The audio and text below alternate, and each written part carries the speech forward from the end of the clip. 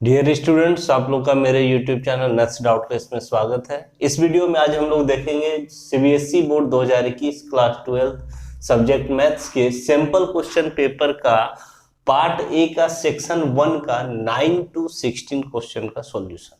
इसके पिछले वीडियो में मैंने 1 से लेकर के 8 तक का सॉल्यूशन करके वीडियो यूट्यूब पे अपलोड कर दिया है, आप लोग देख सकते हैं। तो इस पार्ट में, इस वीडियो में आज हम लोग देखेंगे क्वेश्चन नंबर 9 to 16 तक का सॉल्यूशन। तो चलिए शुरू करते हैं क्वेश्चन नंबर 9 से।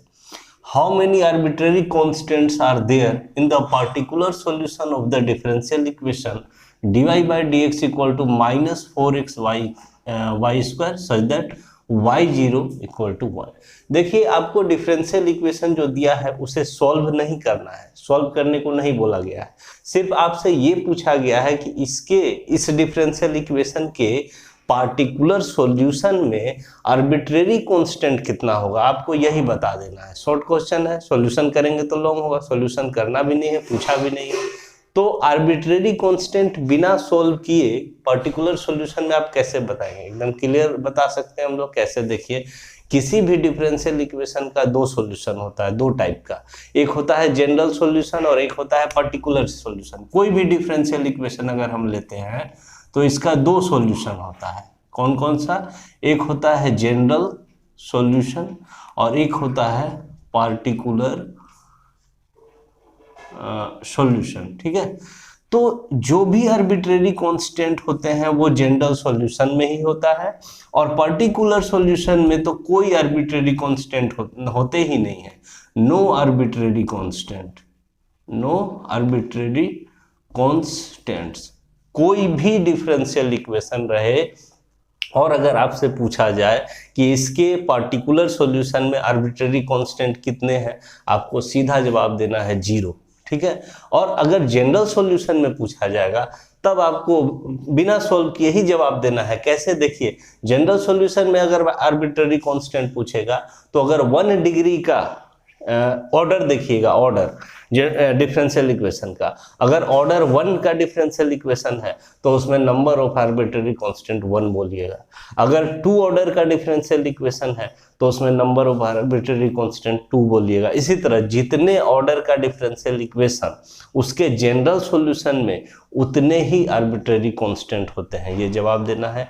और चूंकि यहाँ आपसे जनरल सॉल्यूशन नहीं पार्टिकुलर सॉल्यूशन के बारे में पूछ दिया है कि पर्टिकुलर सॉल्यूशन में कितने आर्बिट्रेरी कांस्टेंट होंगे, हम सीधा आंसर 0 देंगे। तो क्या लिखेंगे सॉल्यूशन में? बस 2 लाइन लिख देना है यहाँ पर कि we know that there is no any arbitrary constants in particular solution of a differential equation. We know that there is no any arbitrary constant in particular solution of the differential equation, hence number of arbitrary constants is equal to 0। आपको यही answer देना है कि इसके particular solution में number of arbitrary constant 0 होंगे। Clear हो गया? चलिए आगे बढ़ते हैं। क्वेश्चन नंबर 9 के और में भी एक सवाल दिया है, देखते हैं क्या सवाल है। For what value of n is the following a homogeneous differential equation? कह रहा है कि n के किस वैल्यू के लिए जो आपको दिया गया है ये डिफरेंशियल इक्वेशन वो होमोजीनियस हो जाएगा। ठीक है, तो देखिए होमोजीनियस इक्वेशन को हम लोग कैसे पहचानते हैं। होमोजीनियस इक्वेशन में जो फंक्शन होता है f(x) ऊपर में मान लीजिए, नीचे g(x) मान लीजिए, तो दोनों ऊपर और नीचे के फंक्शन का जो डिग्री है वो इक्वल होना चाहिए। और भी अगर उसको डिटेल में समझे तो होमोजीनियस इक्वेशन के लिए जो उसका प्रत्येक टर्म है, ठीक है, टर्म कैसे सेपरेट होता है, प्लस और माइनस से। तो प्रत्येक टर्म का डिग्री यानी कि पावर सेम होना चाहिए, आपको ये देख लेना है। अगर पावर सेम है तो वो होमोजीनियस होगा, नहीं तो नहीं होगा। जैसे देखते हैं कि हमारा ये एक्स क्यूब एक टर्म है, इसका पावर कितना है 3। ये देखिए एक्स स्क्वायर वाई है, तो इसका भी अगर हम डिग्री जोड़ लेते हैं तो एक्स स्क्वायर में 2 है और वाई में 1 है, तो दोनों को जोड़ के कितना आ रहा है 2 + 1 3 आ रहा है। यहाँ भी देखिए एक्स वाई स्क्वायर है, तो एक्स का पावर 1 है और वाई का 2 है, तो 1 + 2 कर लिए तो क्या आ रहा है 3। यानी प्रत्येक टर्म का अगर आप डिग्री बोले या पावर बोले तो 3 3 3 आ रहा है। तो होमोजीनियस होने के लिए यहाँ भी y का पावर भी 3 होना चाहिए, तभी ये होमोजीनियस हो जाएगा। तो हम सीधा यहाँ n की जगह पे क्या बोल देंगे 3 हो जाने से यह आपका होमोजीनियस इक्वेशन हो जाएगा। तो सॉल्यूशन में बस एक लाइन लिख देना है कि 4n = 3 the given differential equation becomes homogeneous differential equation. बस ये कंप्लीट हो गया 9। तो क्वेश्चन नंबर 10 ये है कि find a unit vector in the direction opposite to -3/4j। ये आपको एक वेक्टर दिया गया है और कह रहा है कि इसके ऑपोजिट डायरेक्शन में एक आप यूनिट वेक्टर फाइंड कीजिए। देखिए कोई भी वेक्टर अगर ए है, ठीक है, एक वेक्टर है, तो ए वेक्टर का यूनिट वेक्टर को हम ए कैप से डिनोट करते हैं, और यूनिट वेक्टर के को निकालने के लिए हमारे पास फॉर्मूला होता है vector a by mod a, mod of vector a, यानी कि वेक्टर ए में उसके मैग्नीट्यूड मोड से डिवाइड कर दे, भाग दे दे, तो हमारा यूनिट वेक्टर निकल जाता है। तो जो भी वेक्टर दिया है आप उसको ए मान लेंगे और इस तरह से इस फॉर्मूला से निकाल लेंगे। लेकिन ये जो निकलेगा यूनिट वेक्टर उस वेक्टर के ही डायरेक्शन में निकलेगा, लेकिन आपसे बोला है यहाँ पर कि ऑपोजिट डायरेक्शन में बताइए। तो ऑपोजिट करने का मतलब उल्टा कर देना, यानी कि निगेटिव डायरेक्शन, उसके उल्टे डायरेक्शन का मतलब निगेटिव का चिन्ह लगा दीजिए। यानी कि अगर आपको ऑपोजिट डायरेक्शन में यूनिट वेक्टर निकालना होगा, ऑपोजिट डायरेक्शन में अगर यूनिट वेक्टर निकालना है तो ए कैप बराबर फॉर्मूला हो जाएगा -a vector by mode of A vector. Minus लगा देने से ऑपोजिट डायरेक्शन में निकल जाएगा। तो यही फार्मूला का यूज करके हम लोग बना लेंगे। तो सॉल्यूशन करते हैं। देखिए, तो let vector a = -3/4 j cap, मान लिए वेक्टर ए। अब हम लोग लिखेंगे कि यूनिट वेक्टर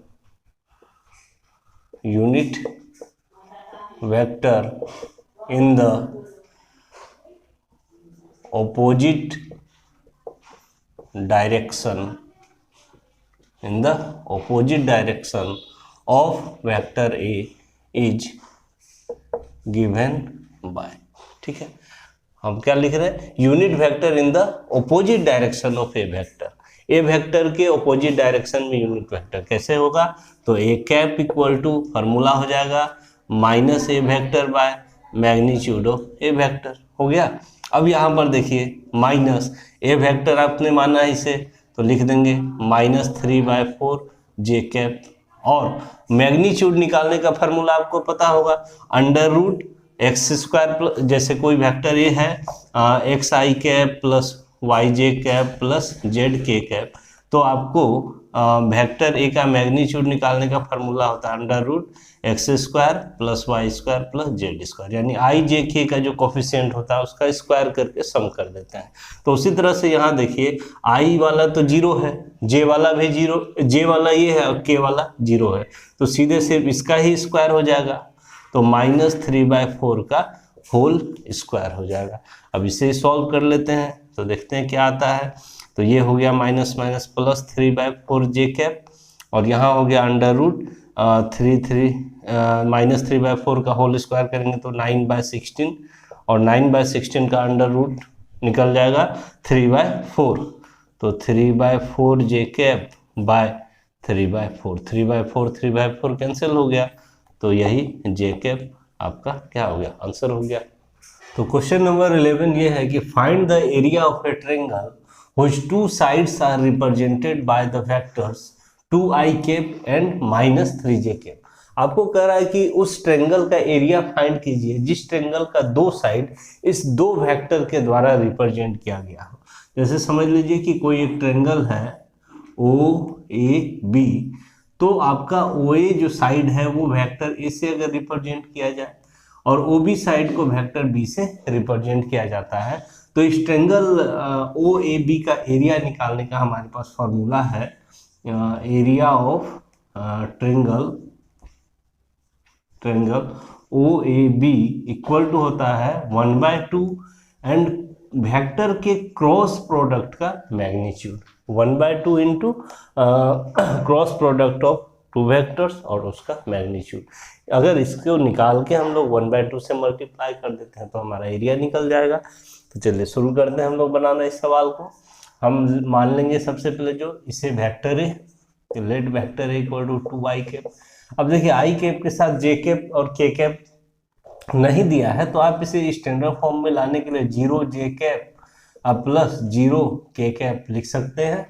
उसी तरह से वेक्टर बी को हम लोग मान लेंगे -3 जे कैप, तो -3 जे कैप के आगे हम लोग 0 इंटू आई कैप लगा सकते हैं और फिर 0 इंटू के कैप। इस तरह से स्टैंडर्ड फॉर्म में हमने बना दिया दो वेक्टर को। अब हम लोग सबसे पहले इस दोनों वेक्टर का क्रॉस प्रोडक्ट निकाल लेंगे क्योंकि इसकी हमें ज़रूरत पड़ेगी। तो vector a cross vector b निकालने का फॉर्मूला हमारे पास डिटर्मिनेंट मेथड से होता है।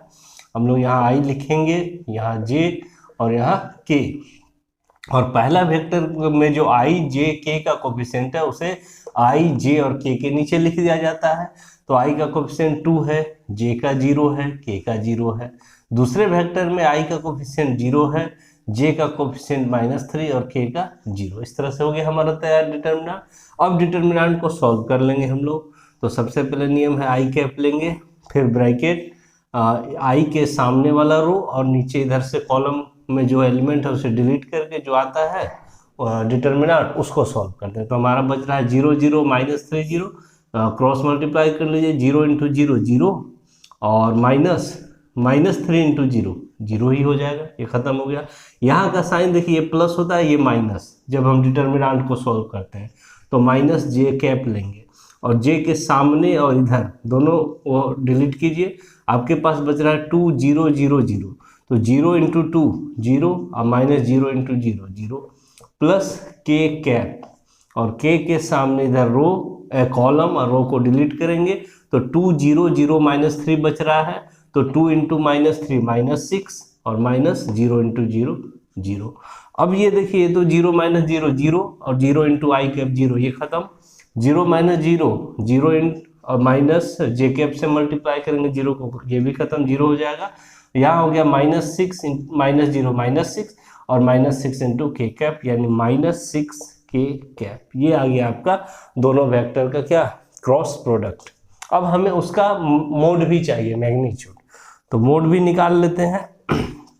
Vector a cross vector b का मोड, और फार्मूला आपको पता है आई का कोफिशिएंट का स्क्वायर प्लस जे का कोफिशिएंट का स्क्वायर प्लस के का, लेकिन आई जे तो 0 है, यहाँ सिर्फ के का ले लेंगे। तो -6 का स्क्वायर यानी कि 36 और 36 का स्क्वायर रूट 6 हो गया, यानी ए क्रॉस बी का मैग्नीट्यूड आपको 6 मिल गया। तो फाइनली अब लिखेंगे कि therefore area of the triangle is equal to 1/2 into mod of a cross b and equal to 1/2 into ये आ गया है आपका कितना 6, तो 2 3 जा 6 यानी 3 स्क्वायर यूनिट आंसर हो गया। क्योंकि एरिया हमेशा स्क्वायर यूनिट में होता है तो हम लोग स्क्वायर यूनिट पे वहाँ पे लिख देंगे। तो क्वेश्चन नंबर 12 देखते हैं हम लोग। Find the angle between the unit vectors a cap and b cap given that mod of a cap plus b cap equal to 1। आपसे पूछा जा रहा है कि ए कैप और बी कैप के बीच में एंगल कितना है, फाइंड करना है आपको, और साथ में आपको बता रहा है कि ए कैप बी कैप जो है वो यूनिट वेक्टर है, और ये भी कंडीशन आपको गिवन है कि दोनों वेक्टर का प्लस का मैग्नीट्यूड 1 के इक्वल है। तो कैसे हम लोग सॉल्व करेंगे इसे देखिए। सॉल्यूशन में सबसे पहले अगर आपको ये करा कि ए कैप और बी कैप यूनिट वेक्टर्स है, तो हम जानते हैं किसी भी यूनिट वेक्टर का मैग्नीट्यूड 1 होता है, तो 1 लिख लेंगे, और एंड बी कैप का भी मैग्नीट्यूड 1 होगा, ये भी लिख लेंगे। अब जो हमारा ये गिवन है, ये कंडीशन, इसे लेकर के हम लोग चलेंगे। नाउ ए कैप प्लस बी कैप का मैग्नीट्यूड इज इक्वल टू 1, ये दिया हुआ है। अब देखिए एक प्रॉपर्टी होता है, क्या होता है प्रॉपर्टी, कि vector a plus vector b का मैग्नीट्यूड का स्क्वायर होता है वेक्टर ए का मोड का स्क्वायर, वेक्टर बी के मोड का square, plus 2 vector a dot vector b, ये प्रॉपर्टी होता है। उसी प्रॉपर्टी को हम लोग यहाँ यूज करेंगे। उसके लिए क्या करना होगा, हमें दोनों तरफ पहले स्क्वायर कर देना होगा। स्क्वायर कर लेने से इस फॉर्म में आ जाएगा, तब हम लोग इस प्रॉपर्टी को लगाएंगे। तो स्क्वायरिंग बोथ साइड्स, दोनों तरफ स्क्वायर कर लेते हैं हम लोग। तो a cap plus b cap का मोड का स्क्वायर हो गया, इधर 1 का स्क्वायर हो गया। अब इस फार्मूला में आ जाइए आप लोग, तो क्या लिखेंगे, ए कैप के मोड का स्क्वायर प्लस बी कैप के मोड का square plus 2 into a cap dot b cap is equal to 1। ठीक है, अब देखिए यहाँ पर ए कैप का मोड कितना है, 1 है। ये सवाल में ही दिया हुआ था कि ये यूनिट वेक्टर है, तो इसके जगह पे 1 पुट कर देंगे, ये भी 1 हो जाएगा, तो 1 का स्क्वायर हो गया। 2, अब देखिए यहाँ से 2 जो है, उसके बाद ये ए डॉट बी कैप है, a cap dot b cap, और हमें एक फार्मूला पता है vector a dot vector b का क्या होता है, तो वेक्टर ए का मोड वेक्टर बी का मोड इंटू कोस थीटा, ये होता है डॉट प्रोडक्ट का फार्मूला, आप लोग जानते होंगे। तो यहाँ से हम लोग क्या लिखेंगे, तो ए कैप का मोड बी कैप का mod into cos theta equal to 1, ये लिख सकते हैं हम लोग। अब देखिए ये कितना हो गया, 1 का स्क्वायर 1, 1 का स्क्वायर 1, 2, फिर से मोड ऑफ ए कैप का मतलब 1, यानी 2 इंटू 1 इंटू फिर मोड बी कैप भी 1 है, into cos theta equal to 1, ये हो गया 1 plus 1 2, 2 plus 2 into 1 into 1 2 cos theta equal to 1। यहाँ से 2 कोस थीटा इक्वल टू हो गया 1 माइनस 2, इस 2 को इधर हम लोग सब्ट्रैक्ट कर दिए। चलिए आगे देखते हैं हम लोग। यहाँ से अब कोस थीटा इक्वल टू क्या हो जाएगा, तो यहाँ पे लिख लेते हैं एक line, cos theta equal to 1 minus 2 minus 1, और ये 2 इधर मल्टीप्लाई इधर डिवाइड हो जाएगा, यानी कोस थीटा इक्वल टू आपका आ गया -1/2। तो थीटा इक्वल टू कितना लिखिएगा, तो देखिए एक नियम से भी बता देते हैं क्या कैसे निकालते हैं हम लोग। यहाँ से यहाँ अगर कोस थीटा इक्वल टू आपका आया है -1/2, तो आप पहले यहाँ पर समझ लीजिए कैसे कितना डिग्री होगा। कोस थीटा इक्वल टू आया है -1/2, तो cos theta equal to minus cos कितना डिग्री का वैल्यू 1/2 होता है, पहले ये बता दीजिए। तो कोस 60 डिग्री का, यानी π/3 का वैल्यू 1/2 होता है, लिख लिए इस तरह से। अब चूंकि ये माइनस को हटाना है, तो कोस किस क्वाड्रेंट में नेगेटिव होता है, सेकेंड क्वाड्रेंट में। सेकेंड में सिर्फ साइन और कोसेक पॉजिटिव होता है, तो कोस नेगेटिव होता है, तो इसीलिए हम लोग इससे माइनस को हटाने के लिए ऐसा लिख सकते हैं, कोस पाई माइनस π/3, सेकेंड क्वाड्रेंट में आ गया, और सेकेंड क्वाड्रेंट में कोस नेगेटिव होता है, इसलिए कोस पाई माइनस π/3 माइनस कोस π/3 होता है। और इसे जब सॉल्व कर लेंगे तो ये 3 LCM 3π माइनस π 2π/3 हो जाएगा कोस थीटा इक्वल टू। तो इधर से कंपेयर कर लेंगे तो थीटा का वैल्यू कितना, 2π/3 मीन्स 120 डिग्री। तो ऐसे भी अगर आपको याद रहेगा तो डायरेक्ट लिख सकते हैं कि वह 2π/3 का वैल्यू -1/2 होता है कोस में। तो सीधे यहाँ पे आप लोग लिख सकते हैं कि कोस 2π/3 इसका वैल्यू, या रफ में ऐसे करके निकाल सकते हैं। यहाँ से कंपेयर कर लेते हैं हम लोग, तो थीटा इक्वल टू 2π/3, यही आपका आंसर हो गया दोनों वेक्टर के बीच का एंगल। चलिए क्वेश्चन नंबर 13 देखते हैं हम लोग। Find the direction cosines of the normal to YZ plane. कह रहा है आपसे कि YZ प्लेन के नॉर्मल का डायरेक्शन कोसाइन बताइए। तो नॉर्मल का मतलब परपेंडिकुलर भी होता है, ठीक है। तो YZ प्लेन पे कौन सा एक्सिस नॉर्मल होता है, यानी परपेंडिकुलर होता है, उसी का डायरेक्शन कोसाइन हम बोल देंगे तो वही हमारा आंसर हो जाएगा। तो देखिए फिगर से समझते हैं, ये हो गया समझिए एक्स एक्सिस, ये समझिए वाई एक्सिस और ये जेड एक्सिस। तो y z plane y axis और जेड एक्सिस से जो बनने वाला प्लेन है वो वाई जेड प्लेन हो गया। तो इस प्लेन के परपेंडिकुलर ही आपका क्या है, एक्स एक्सिस है। तो इसी एक्स एक्सिस का डायरेक्शन कोसाइन जो होगा वही आपका आंसर हो जाएगा। ठीक है, इसको आप लोग समझ लीजिए और एक प्रैक्टिकल यहाँ देख करके और समझ में आ जाएगा। देखिए ये समझ लीजिए कि एक्स एक्सिस है, ये समझ लीजिए वाई एक्सिस है और ये जेड एक्सिस। तो वाई जेड एक्सिस और वाई एक्सिस से बनने वाला प्लेन ये हो गया, मेरा हाथ दिख रहा होगा, समझ लीजिए ये प्लेन है। तो इस प्लेन पे क्या नॉर्मल है, कौन सा, एक्सिस, ये एक्स एक्सिस जो है ये इस प्लेन पे क्या है, नॉर्मल है। यानी कि एक्स एक्सिस का ही डायरेक्शन कोसाइन जो होगा वो इसका आंसर हो जाएगा। तो हमें अब क्या लिखना है देखिए, और एक्स एक्सिस का डायरेक्शन कोसाइन क्या होता है, देखिए एक्स एक्सिस के साथ कितना एंगल बनाता है, 0 डिग्री। एक्स एक्सिस वाई के साथ, वाई एक्सिस के साथ कितना, 90 डिग्री, क्योंकि दोनों आपस में परपेंडिकुलर होता है। और एक्स एक्सिस जेड के साथ, जेड एक्सिस के साथ भी एंगल कितना बनेगा, 90 डिग्री। इसका कोसाइन वैल्यू, कोस ले लीजिए सबके साथ, कोस 90, कोस 0 का वैल्यू 1, कोस 90 0, 0। यही हो जाता है direction cosines of x axis, और यही हमारा आंसर भी हो जाएगा। चलिए अब हम लोग सवाल को सॉल्व कैसे करेंगे, क्या लिखेंगे, चलिए शुरू करते हैं। लिख लेंगे कि since x axis is normal to y z plane. तो अब हम लोग लिखेंगे कि x axis makes angle 0 degree, 90 degree and 90 degree with x axis, y axis and z axis respectively. क्या लिख लिया हम लोग, देखिए कि since x axis is normal to y z plane, चूंकि x axis y z plane के normal होता है। और फिर लिखे हम लोग कि x axis makes angle 0 degree, 90 degree and 90 degree with x axis, y axis and z axis respectively. यानी कि एक्स एक्सिस एक्स के साथ 0, वाई एक्सिस के साथ 90 और जेड एक्सिस के साथ 90 डिग्री का एंगल बनाता है। सो डायरेक्शन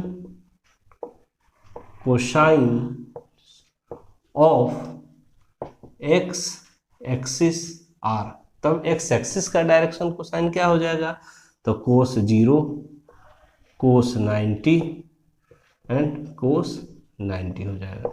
यानी कोस 0 और इसे लिख देते हैं 1, कोस 0 1, कोस 90 0 0।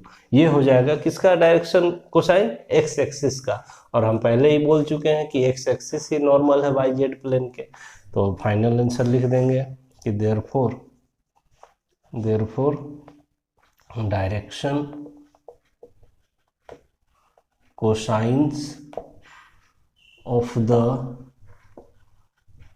normal to yz plane are 1, 0, 0।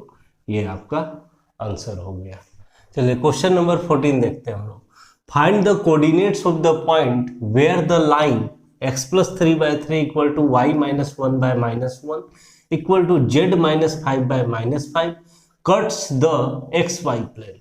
कह रहा है कि अगर ये लाइन, ठीक है, एक्स वाई प्लेन को कट कर रहा है तो किस पॉइंट पे कट कर रहा है, उस पॉइंट का कोऑर्डिनेट बताइए, आपको बताना है आपको। Find the coordinates of the point where the line cuts the X Y plane.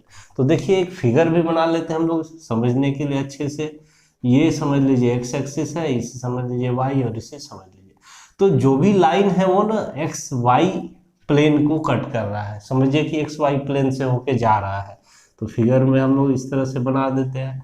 तो एक्स वाई प्लेन में कहीं भी कट कर रहा है तो उस पॉइंट का नाम चलिए पी रख देते हैं। तो पॉइंट उस पे जो होगा x, y, 0 होगा। क्यों? क्योंकि एक्स वाई प्लेन पर है, तो x का वैल्यू y का वैल्यू तो कुछ होगा नंबर, लेकिन z चूंकि उस पे 0 होता है एक्स वाई प्लेन पे, इसीलिए z कोऑर्डिनेट क्या हो जाएगा 0। यानी क्लियर हो गया कि पॉइंट जो हम मानेंगे वो x, y, 0 ही मानेंगे, और तब हम लोग x y का वैल्यू निकाल लेंगे, जो भी आएगा वो हमारा आंसर हो जाएगा। तो चलिए शुरू करते हैं सॉल्यूशन इसका। गिवन लाइन, गिवन दैट लिख लेते हैं, given that x + 3/3 = y - 1/-1 = z - 5/-5 लिख लिए। अब लिख लेते हैं हम लोग कि since the line cuts the xy plane, चूंकि लाइन xy प्लेन को कट कर रहा है, सो z = 0 हो जाएगा। z कोऑर्डिनेट क्या हो जाएगा 0, क्योंकि एक्स वाई प्लेन पे z कोऑर्डिनेट 0 होता है। इसका यूज अब हम लोग बाद में करेंगे। अब क्या करना है देखिए, पॉइंट अब मान लीजिए कि let the point B, point मान लीजिए p x, y, 0, क्योंकि z कोऑर्डिनेट तो 0 होगा और एक्स वाई रहेगा एक्स वाई प्लेन पे, ये हमने पॉइंट मान लिया। अब इसी का वैल्यू निकालेंगे, ये हमारा आंसर आ जाएगा। कैसे निकालेंगे हम लोग एक्स वाई का वैल्यू? तो देखिए, ये जो लाइन का इक्वेशन आपको दिया है x + 3/3 = y - 1/-1 = z - 5/-5, इसे आप लोग कोई एक k मान लीजिए या लैम्डा मान लिया जाता है, चलिए k ही मान लेते हैं कि लेट k मान लिए। अब यहाँ से देखिए कंपेयर कीजिए फर्स्ट वाला पार्ट x + 3/3 को k के साथ, तो आपको क्या मिलेगा, x + 3/3 = k, तो यहाँ से आपको मिल जाएगा x + 3 = 3k implies that x = 3k - 3 मिल गया। उसी तरह से y को k के इक्वल कर लीजिए, तो y - 1/-1 = k, तो यहाँ से y - 1 = -k हो जाएगा, यानी y = हो जाएगा 1 - k, और z वाले को भी k के इक्वल कर लेते हैं, तो z - 5/-5 = k implies that z - 5 = -5k implies that z = 5 - 5k, ये हो गया। अब देखिए तीनों का वैल्यू हमने निकाल लिया x y z का, पॉइंट का k के फॉर्म में। अब k का वैल्यू अगर हमें पता चल जाए तो हमारा x y और z निकल जाएगा, हमारा आंसर आ जाएगा। तो देखिए k का वैल्यू सबसे पहले कैसे निकालें हम लोग, चूंकि हमें पता है कि एक्स वाई प्लेन पे कोई भी पॉइंट में z कोऑर्डिनेट 0 होता है, यहाँ पे हम लिख भी चुके हैं, तो ये जो z कोऑर्डिनेट आया उसे हम 0 के इक्वल कर सकते हैं। तो now z = 0 implies that z का वैल्यू है 5 - 5k, ठीक है, तो यहाँ से हो जाएगा आपका क्या 5k = 5, यानी k का वैल्यू क्या आ गया, k का वैल्यू 5/5 यानी 1 आ गया। k का वैल्यू कितना आ गया 1। अब k का वैल्यू ही आप रख दीजिए x वाले में और y वाले में, तो x y का वैल्यू निकल जाएगा यहाँ से, तो रख देते हैं हम लोग। तो therefore x = 3k - 3 है, यानी 3 × 1 - 3 यानी 3 - 3, x का वैल्यू 0 आ गया। y = 1 - k है और इक्वल टू 1 और k का वैल्यू 1, तो 1 - 1 क्या आ गया 0 आ गया। इस तरह से देख रहे हैं हम लोग x का वैल्यू भी 0 आ गया, y का भी वैल्यू 0 आ गया, यानी हमारा पॉइंट क्या हो गया तब 0 0 0 हो गया। Hence the required point is p 0, 0, 0, ये आपका आंसर हो गया। तो चलिए क्वेश्चन नंबर 15 देखते हैं। ये एक प्रोबेबिलिटी से क्वेश्चन है। The probabilities of A and B solving a problem independently are 1/3 and 1/4 respectively. If both of them try to solve the problem independently, what is the probability that the problem is solved? कह रहा है कि ए और B दो अलग अलग लोग हैं समझिए, और दोनों किसी प्रॉब्लम को सॉल्व कर रहे हैं अपना अलग अलग इंडिपेंडेंटली, दोनों मिलके सॉल्व नहीं कर रहे हैं। तो फिर दोनों के प्रॉब्लम को सॉल्व करने का प्रोबेबिलिटी है 1/3 और 1/4। कह रहा है कि if both of them try to solve the problem, दोनों अलग अलग अब ट्राई कर रहा है प्रॉब्लम को सॉल्व करने की, तो what is the probability that the problem is solve, problem solve हो जाए, इसकी क्या प्रोबेबिलिटी है हमें ये बताना है। तो देखिए सॉल्यूशन में सबसे पहले हम लोग जो गिवन है वो लिख लेते हैं।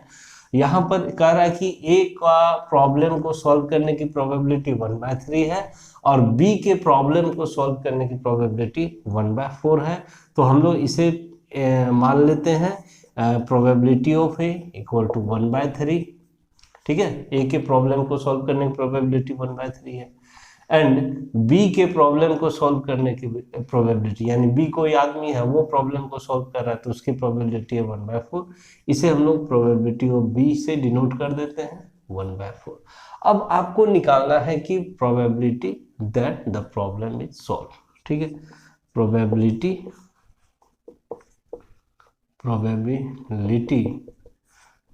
That the problem is solve, इसका क्या मतलब, इसका मतलब कि प्रॉब्लम सॉल्व हो जाने का मतलब या तो ए सॉल्व कर दे या तो बी। यहाँ पर सेंस क्या हो रहा है, सेंस से समझिए कि प्रॉब्लम सॉल्व हो जाने की प्रोबेबिलिटी निकालने का मतलब क्या, दोनों तो प्रॉब्लम सॉल्व करने में लगा हुआ है, तो अगर ए भी सॉल्व कर देगा तो भी हमारा काम हो गया, प्रॉब्लम सॉल्व हो गया, उसकी प्रोबेबिलिटी निकालना है आपको, या तो बी भी सॉल्व कर दे तो भी आपका काम हो जाएगा। यानी दोनों में से कोई भी सॉल्व कर दे, जरूरी नहीं है कि दोनों ही सॉल्व करे तभी सॉल्व होगा, कोई एक सॉल्व कर देगा तो या तो ए या तो बी। और जहां भी या का सेंस आए हिंदी में, समझिए इसको, या का सेंस, या तो ए सॉल्व कर दे या तो बी, हमारा काम हो जाएगा, प्रॉब्लम सॉल्व हो जाएगा। तो जहां भी या का सेंस आता है हिंदी में वहां हम लोग यूनियन लगाते हैं यहाँ पर प्रोबेबिलिटी में, यानी कि आपको निकाल देना है तब probability of A union B, यही हो गया probability that the problem is solve, या तो ए सॉल्व कर दे या तो बी सॉल्व कर दे। क्लियर है। अब हमें ए यूनियन बी का फॉर्मूला पता है, क्या होता है, P A plus P B minus P A intersection B, ये फॉर्मूला ही होता है। अब पी ए पी बी तो रहने देते हैं, चलिए इसका फॉर्मूला भी है। फिर अब दो अलग अलग इंडिपेंडेंट इवेंट होता है तो उसका इंटरसेक्शन का फॉर्मूला होता है, क्या होता है कि probability of A intersection B equal to हो जाता है probability of A into probability of B. अगर इंडिपेंडेंट इवेंट होता है तो उस केस में हम लोग ये लिख सकते हैं। तो यहाँ तो इंडिपेंडेंट इवेंट है क्योंकि दोनों अलग अलग सॉल्व कर रहा है, तो हम लोग इसे लिख सकते हैं P A into P B. अब वैल्यू रख देना है, सिर्फ पी ए का वैल्यू 1/3 है, पी बी का वैल्यू 1/4 है, माइनस 1/3 इंटू 1/4, इसे सॉल्व कर देते हैं हम लोग। तो 1/3 प्लस 1/4 माइनस 1/4 इंटू 3 12, तो 12 एलसीएम हो जाएगा आपका यहाँ। तो 12 ले लेते हैं हम लोग एलसीएम, यहाँ हो जाएगा 3 4 टाइम्स में 12 तो 4, यहाँ हो जाएगा 3, यहाँ हो जाएगा -1, यानी 4 3 7 7 -1 6/12, और 6 से 2 टाइम्स में कैंसिल हो गया, यानी 1/2, ये आपका आंसर हो गया। चलिए क्वेश्चन नंबर 16 देखते हैं हम लोग। The probability that it will rain on any day is 50%. Find the probability that it rains only on first 4 days of the week. कह रहा है कि किसी भी दिन रैन यानी बारिश होने की प्रोबेबिलिटी 50% है, किसी भी दिन। तो आपसे पूछ रहा है कि find the probability that it rains only first 4 days, week में तो 7 days होते हैं, तो फर्स्ट 4 days में ही बारिश हो, बाकी उधर जो 3 days है उस दिन बारिश नहीं हो, इसकी क्या प्रायिकता है। और किसी भी दिन बारिश होने की प्रायिकता 50% है, ये आपको दिया गया है। तो देखिए कि आपके पास कुल 7 days होते हैं, Sunday, Monday, Tuesday, Wednesday, Thursday, Friday और सैटरडे। अब कह रहा है कि कोई लगातार, देखिए क्या कर रहा है, find the probability that it rains only on first 4 days। First 4 days पे तो हो रैन, बारिश हो, लेकिन जो इधर का लास्ट 3 days है उस पर बारिश नहीं हो, इसकी प्रायिकता क्या होगी। तो देखिए कैसे निकालेंगे हम लोग। यहाँ पर सबसे पहले आपको मान लेते हैं कि इवेंट कि late R be the events, let R be the events to rain यानी बारिश होने के इवेंट को हमने R से डिनोट किया, तो प्रोबेबिलिटी ऑफ R क्या हो जाएगा? आपको कह रहा है कि किसी भी दिन बारिश होने की प्रोबेबिलिटी क्या है? 50% है। तो 50% का मतलब क्या? 50/100 और ये कैंसिल हो गया 5 से 2 टाइम्स में 1/2 निकला, यानी 1/2 हो गया किसी भी दिन बारिश होने की प्रोबेबिलिटी। अब आपको निकाल लेना है कि बारिश नहीं होनी, क्योंकि 4 ही दिन वो कह रहा है कि बारिश हो, इसकी प्रोबेबिलिटी आप बताइए। तो 4 दिन बारिश होगा, रैन इस दिन भी, रैन इस दिन, और ये 3 दिन में रैन नहीं होना है, बारिश नहीं होना है। तो नहीं होने की प्रोबेबिलिटी को हम R डैश से डिनोट करते हैं, यानी फ्राइडे को बारिश नहीं होगा, सैटरडे को बारिश नहीं होगा, और इन चारों डे में बारिश होगा। तो बारिश नहीं होने की भी प्रोबेबिलिटी पहले हम लोग निकाल लेते हैं। तो प्रोबेबिलिटी ऑफ R डैश यानी कि रैन नहीं होने की प्रोबेबिलिटी क्या होता है हमें पता है कि 1 में हम उसके होने की प्रोबेबिलिटी को सब्ट्रैक्ट कर देते हैं, तो नहीं होने की प्रोबेबिलिटी निकल जाता है, यानी 1 माइनस PR, PR का वैल्यू 1/2 है, ये हो जाएगा 1/2, यानी कि बारिश होने की भी प्रोबेबिलिटी 1 है और बारिश नहीं होने की भी प्रोबेबिलिटी 1/2 है।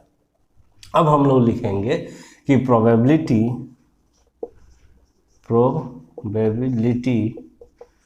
that it rains only on first 4 days of the week।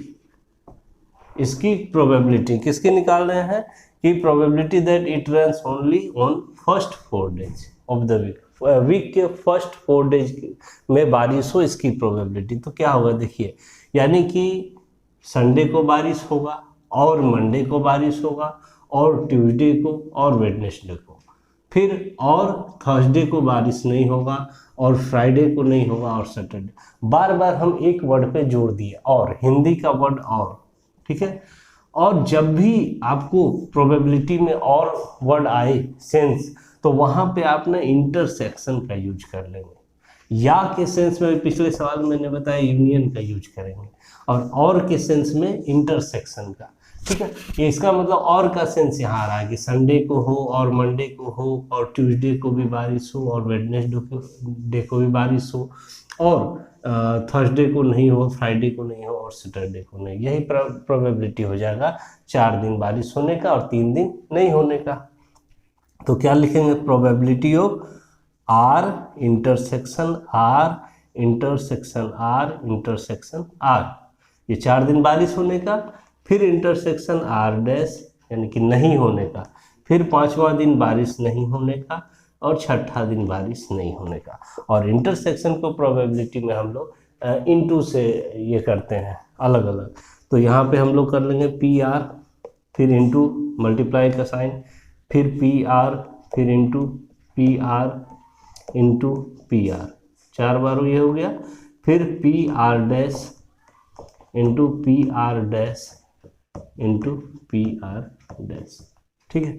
अब R की प्रोबेबिलिटी 1/2, तो 1/2 लिख देंगे, इसके जगह पे भी 1/2, फिर नहीं होने की भी तो 1/2 ही है, तो 1/2 ही लिख देंगे 3 बार। फिर इस तरह से 4 डे में होना और 3 डे में नहीं होने की प्रोबेबिलिटी, सबको मल्टीप्लाई कर देंगे तो 1/2 टू द पावर 7 हो जाएगा, और 2 को जब 7 टाइम्स मल्टीप्लाई करेंगे तो ये हो जाता है 128। तो यही आपका क्या हो गया?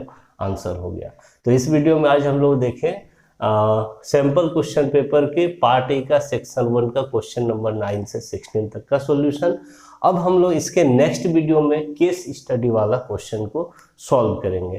तो अगर वीडियो अच्छा लग रहा है, पसंद आ रहा है, जरूर इसे लाइक करें, कमेंट करें और शेयर करें, और मेरे चैनल को भी सब्सक्राइब करें। Thank you.